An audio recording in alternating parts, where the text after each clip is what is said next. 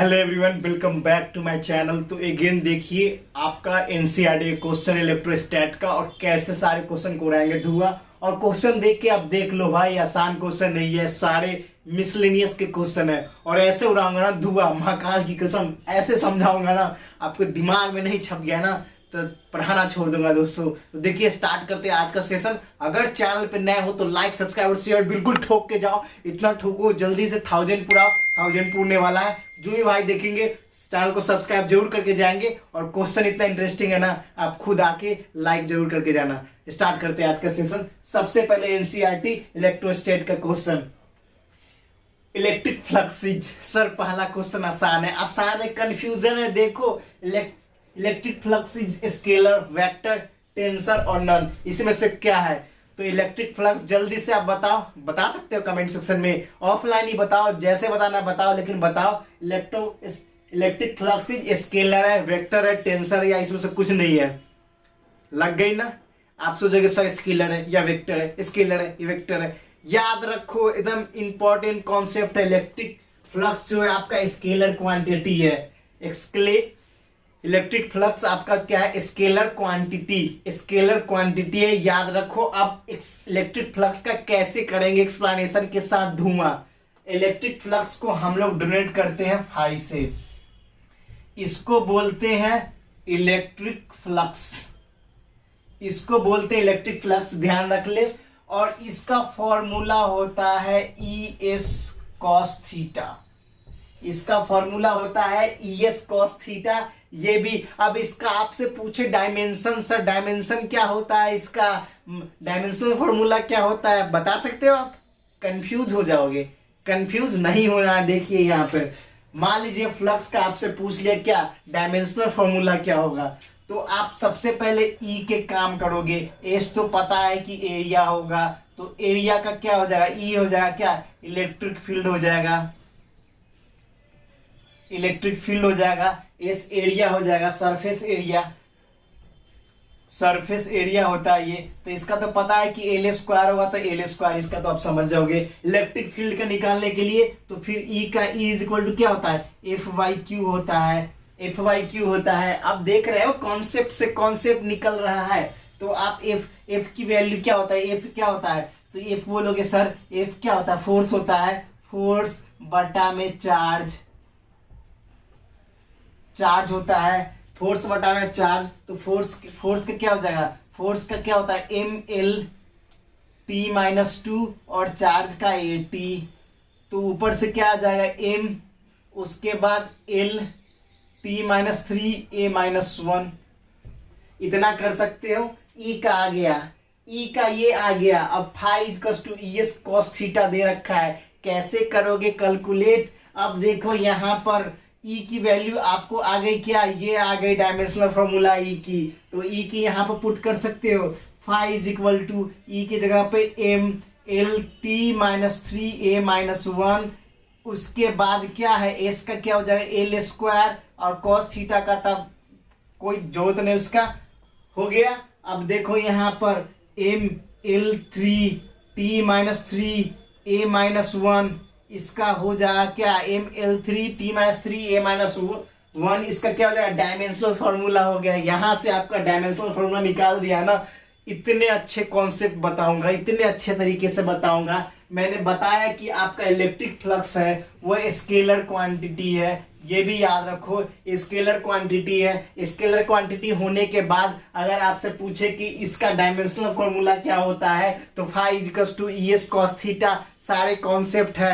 ई S cos theta, E आपका electric field है, S है सरफेस एरिया। अब सरफेस एरिया को कैलकुलेट करने के लिए सरफेस एरिया तो दे रखा होगा कहीं पे भी, तो सरफेस एरिया किसी चीज का एरिया निकालना होता है, ए स्क्वायर, एरिया एल स्क्वायर कर लेंगे। तो डायमेंशनल फॉर्मूला मैंने एल स्क्वायर ले लिया, L2 ले लिया, एल के पावर 2 ले लिया। उसके बाद इलेक्ट्रिक फील्ड लेना है, तो इलेक्ट्रिक फील्ड क्या होता है? Force per unit charge, force per unit charge. तो फोर्स पर यूनिट चार्ज को मैंने डायमेंशनल फॉर्मूला निकाला, एम एल टी माइनस 2, और आपका चार्ज 80 होता है। इससे आपका ई की वैल्यू निकल गई। ई क्या है? यहाँ पे इलेक्ट्रिक फील्ड है, इलेक्ट्रिक फील्ड का निकला। उसके बाद उस फार्मूले पे पुट किया, phi is equal to E S cos theta.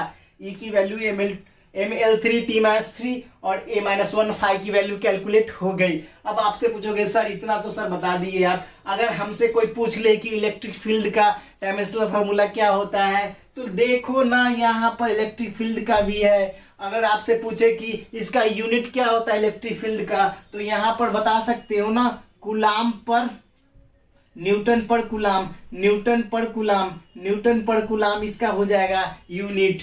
Unit समझ में आ गया। तो यहाँ पर सर इसका भी यूनिट बताओ ना, तो देखो इसका इलेक्ट्रिक फील्ड का क्या हो जाएगा, न्यूटन पर कूलाम, और इसका क्या हो जाएगा, एस है। एस क्या है, किस चीज का है, तो बताओ कि सर लेंथ का है। तो देखो न्यूटन पर कूलाम, और ये एस किस चीज का हो जाएगा, जल्दी बताओ, एरिया का हो जाएगा। तो एरिया ऐसे भी लिख सकते हो, न्यूटन एरिया पर कूलाम, ये भी लिख सकते हो, और कैलकुलेट कर सकते हो। और फाई का फ्लक्स का क्या यूनिट होता है वो जल्दी से मुझे कमेंट सेक्शन में बताओ, इसका और क्या हो सकता है तो कमेंट सेक्शन में जरूर बताना। आसानी से आ गया ना समझ में। तो इसका न्यूटन कूलाम, और आपका सरफेस एरिया का क्या हो जाएगा यूनिट, एरिया का क्या हो जाएगा, L² होता है। अब देखो न्यूटन पर न्यूटन एरिया पर कूलाम, ये आपका देख लीजिए आसानी से हो जाएगा। ये हो जाएगा इलेक्ट्रिक फील्ड का, इसका हो जाएगा, और इसका न्यूटन एरिया पर कूलाम। तो एरिया पर कूलाम को आप कन्वर्ट किस में कर सकते हो, लेंथ में। तो लेंथ में आसानी से कैलकुलेट करके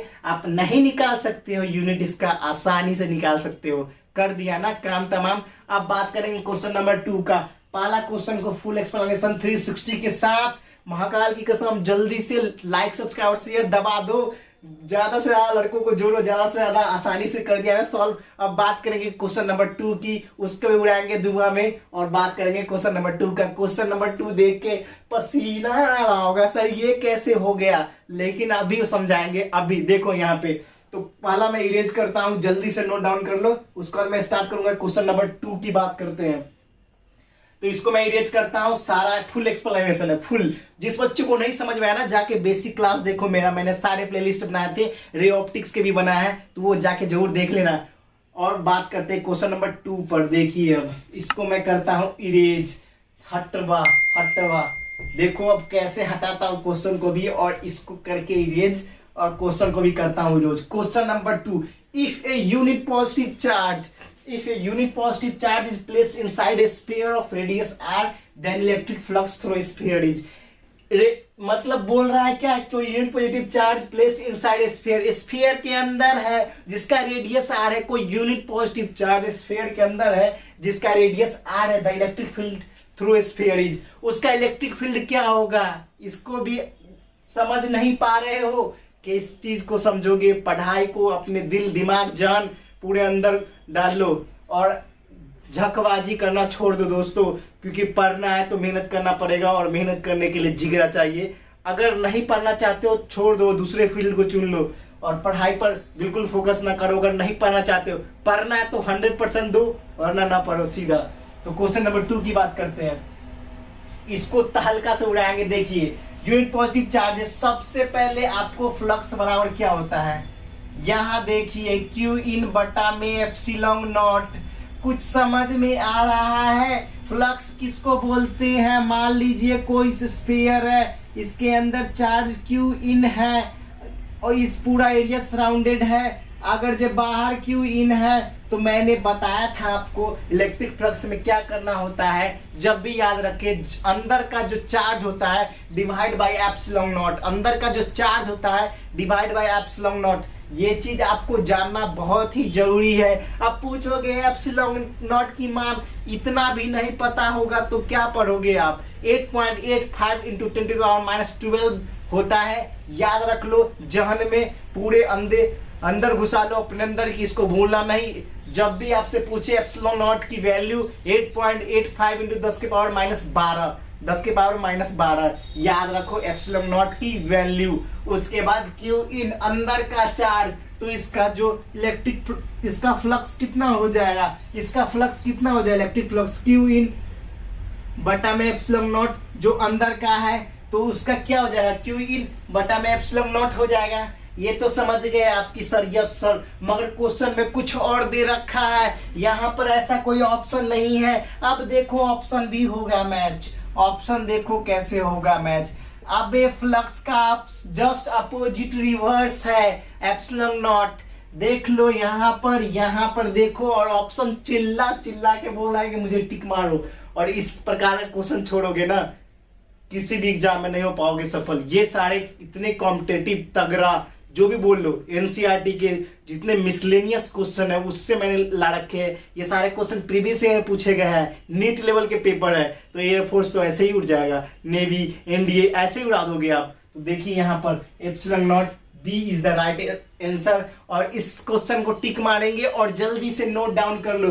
कंटेंट बहुत धांसू है, मैं जानता हूँ इस पे व्यू कम आते हैं, 10 आते हैं, लेकिन जितने भी आएंगे वो लाइक करके जाना। और दोस्तों धीरे धीरे करके ही कहीं आदमी सफल होता है, और आज मेहनत कर रहा हूँ, अभी नहीं 6 महीने बाद, साल भर के बाद मैं भी आपको बाकी क्रिएटर से ऊपर दिखूंगा। देखना, ये मेरे अंदर जिद अपने अंदर रखो कि मुझे आगे बढ़ना है, आगे जरूर बढ़ोगे। मेहनत करो सीधा डायरेक्शन में, जहां आपका गोल है उस पे आसानी से पहुंच सकते हो। तो इसका आपका क्वेश्चन नंबर 2 हो गया सॉल्व। और जल्दी जल्दी से आप लाइक का बटन दबा दो। उसका क्वेश्चन नंबर 3 का करते हैं।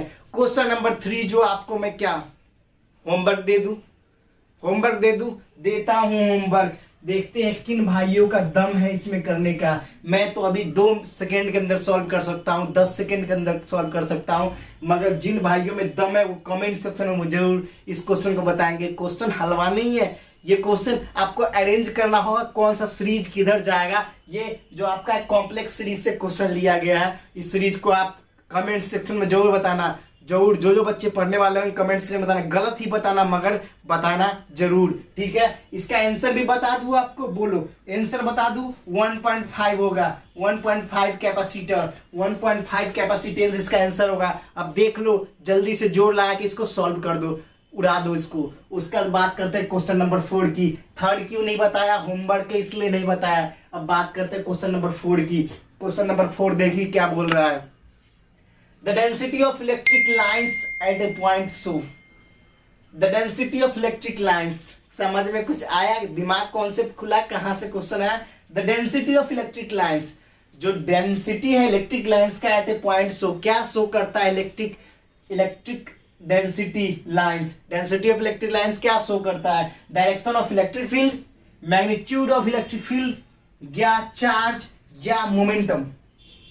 जल्दी बताओ आपका डेंसिटी ऑफ इलेक्ट्रिक लाइंस क्या शो करता है। Density of electric field, magnitude of electric field, charge या मोमेंटम। जल्दी से बताओ। ये क्वेश्चन बहुत धांसू है दोस्तों, और ये आपको लग रहा है सर ये ऑब्जेक्टिव है, टिक कोई भी मार देंगे। इसके भी कॉन्सेप्ट है, हर एक पार्ट में कॉन्सेप्ट होता है। अगर आपको समझना है तो पहले फुल टू पढ़ो, फुल डिटेल के साथ पढ़ो, उसके बाद क्वेश्चन लगाओ, तभी आपका ओरिजिनल प्रैक्टिस होता है। नहीं तो प्रैक्टिस करने से कोई फायदा नहीं है दोस्तों, कोई फायदा नहीं है। तो यहाँ पर density of electric lines show, हमेशा याद रखना जब भी आपसे पूछे density of electric lines in A point show, क्या शो करता है, याद रखना magnitude of electric field, magnitude of electric field, magnitude of electric field. इसको 10 बार दिमाग के जहन में डाल लो। ये आपका एयरफोर्स एनडीए का प्रीवियस ईयर क्वेश्चन में पूछा गया क्वेश्चन है, सोच लो पूछा गया क्वेश्चन है। और इसको अगर आप छोड़ रहे हो, इसको आप भूल रहे हो, तो समझो आपका एग्जाम कैसे क्लियर कर पाओगे।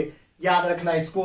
तो ये इंपॉर्टेंट क्वेश्चन है। अब बात करेंगे सबसे टफेस्ट, रफेस्ट, इजीएस्ट जो बोल लो, क्योंकि जो नहीं आता है उसको हम बोलते सर बहुत टफ है, बहुत हार्ड है। हार्ड सॉफ्ट कुछ नहीं होता, आप अननोन और अननोन होता है, जानते हो उसको बोलते सर इजी है, नहीं जानते उसको हार्ड है। क्वेश्चन देख के लग रहा होगा क्या क्या लिख दिया इलेक्ट्रिक फील्ड में। सारे बच्चे सिर्फ एक ही फॉर्मूला जानते हैं, सर के Q1 Q2 बटा में R²। इतना से नहीं होगा, ये तो फॉर्मूला लगते हैं सिंपल क्वेश्चन बनाने के लिए, और हार्ड क्वेश्चन भी इसी फॉर्मूला से बनता है। मगर क्वेश्चन समझना जरूरी है, अगर क्वेश्चन समझ जाओगे तो आसानी से कैलकुलेट कर सकते हो। तो क्वेश्चन नंबर 5 पे आते ही सबको मैं इरेज करता हूं, और क्वेश्चन नंबर 5 को उड़ाते हैं तहलका। और जय महाकाल। एक बार जल्दी से कमेंट सेक्शन में जरूर लिख के बताना, ऑफलाइन कमेंट सेक्शन में, कि कैसा लग रहा है आपको ये क्वेश्चन। 2 आइडेंटिकल बॉल्स, 2 आइडेंटिकल मतलब समझो सीधा सेम।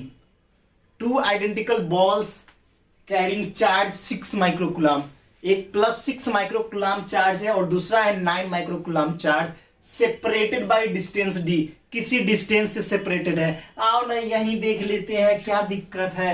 एक यहाँ पर एक मान लीजिए Q1 चार्ज है, दोनों चार्ज सेम ही है तो क्यू क्यू ले लेते हैं। ये चार्ज कितना है, ये +9 माइक्रोकुलाम है और ये कितना है आपका 6 माइक्रोकुलाम है। पहले 6 दे रखा है, लिख लो भाई 6 ही लिखो, क्या दिक्कत है। ठीक, माइक्रोकुलाम, दो charge separated by distance d, इस दोनों के बीच में कितना डिस्टेंस सेपरेट किया गया है, d से सेपरेट किया गया है। कुछ समझ में आ रहा है, एक्सपीरियंस है फोर्स ऑफ रिपल्सन, कुछ एक्सपीरियंस कर रहा है फोर्स ऑफ रिपल्सन का। When a charge -3 microcoulomb is given to the both of the balls are kept same distance as before. अब आ गई ना मजा, -3 कुलाम दे दिया, इसमें ऐड कर दिया, आ गया ना मजा। अब बोलोगे सर 2 दे रखा था तो आसानी से कैलकुलेट कर लेता, मगर यहाँ पर 2 और चार्ज दे रखा है। How I can calculate this question? You can calculate this question by easiest method, you know, but you can't understand this concept. If you understand your concept, if you understand this concept, then you can easily crack any exam, you can crack any question. देखिए कैसे इसको करेंगे solve, देखिए धकाधक। देखिए सबसे पहले बोल रहा है when a charge -3 microcoulomb is given to the both of the balls are kept the same distance, the new force of repulsion। पहले इसकी फोर्स ऑफ रिपल्सन निकालते हैं। देखो यहाँ पर देखो, इसको F1 ले लेते हैं तो अपन ने क्या पढ़ा, K Q1 Q2 बटा में R स्क्वायर, इतना समझ गया। ये डिस्टेंस दे रखा है, हम यहाँ पर D स्क्वायर कर लेंगे, क्या दिक्कत है, यहाँ पर R के जगह D कर लेंगे। तो K Q1 कितना है 6 माइक्रोकुलाम, तो 6 माइक्रोकुलाम इंटू Q2 कितना है 9 माइक्रोकुलाम, सब प्लस में इसलिए और D स्क्वायर। अब कितना हो जाएगा K और कितना हो जाएगा देख लीजिए 9 × 54 54 बटा में D स्क्वायर। अभी यूनिट नहीं लिखते हैं ना, K 54 के बटा में D स्क्वायर पहला हो गया। अब बोलोगे सर अब तो एक हो गया, अब दूसरा कैसे होगा, ये तो पहला जो पहले से दे रखा था उसका कैलकुलेट हो गया। अब दूसरे का देखते हैं। अब बोल रहा है क्या, when the -3 microcoulomb is given to the both the balls are kept in the same distance as before. मतलब -3 कुलाम दोनों बॉल का दिया गया, कब दिया गया, distance as before, kept as same distance before, उस डिस्टेंस को कवर करने से पहले। अब देखिए यहाँ पर कुछ नहीं करना है, F2। अब यहाँ पर K Q1 Q2 बटा में R स्क्वायर हो गया। अब यहाँ पर डिस्टेंस कवर कितना है, इसमें +6 है, 6 में से -3 घटा दो, 6 में से -3 घटा दो। यहाँ पर कर रहा हूं मैं, देखो 6 में से -3 घटा दो और माइनस से -3 घटा दो। अब देखिए यहाँ पर बच गया आपका K × 3 × 6 बटा में R स्क्वायर, मतलब 18K बटा में R स्क्वायर सेकेंड। अब दोनों का रेशियो पूछ रहा है, हो गया ना क्वेश्चन हलवा। अब देखिए F1 डिवाइड बाई F2, अब दोनों का रेशियो पूछ रहा है 54K, यहाँ पर D रखा है तो कर लो ना D स्क्वायर, क्या दिक्कत है, D स्क्वायर। और नीचे फिर हो जाएगा क्या, नीचे आपका हो जाएगा क्या 18K बटा में D स्क्वायर हो जाएगा। D स्क्वायर से D स्क्वायर, K से K कट गया तो 54 कितना बटा में कटेगा जल्दी बताओ, 18 3 मरतबे। आपको पूछ रहा है क्या, फोर्स ऑफ रिपल्सन, F2 की वैल्यू पूछ रही है तो क्या हो जाएगा, F2 की वैल्यू F2 = F1/3 चाहे F/3, और जो भी ऑप्शन में उसको टिक मारेंगे और आगे बढ़ेंगे। आसानी से हो गया ना कैलकुलेट सारा क्वेश्चन, एक एक कॉन्सेप्ट पूरे धांसू तरीके से पूरे कॉन्सेप्ट के साथ मैं बताया। अगर आपको ये अच्छा लगा तो जल्दी से लाइक का बटन दबा दो, सब्सक्राइब करना बिल्कुल ना भूलना और शेयर भी कर लो। तो इस प्रकार के नॉलेज को जानने के लिए मेरे चैनल को लाइक, सब्सक्राइब और शेयर बिल्कुल ठोक के जाओ। फिर मिलते हैं नेक्स्ट वीडियो में, फिलहाल इतना ही। जय हिंद, जय भारत, वंदे मातरम, जय महाकाल।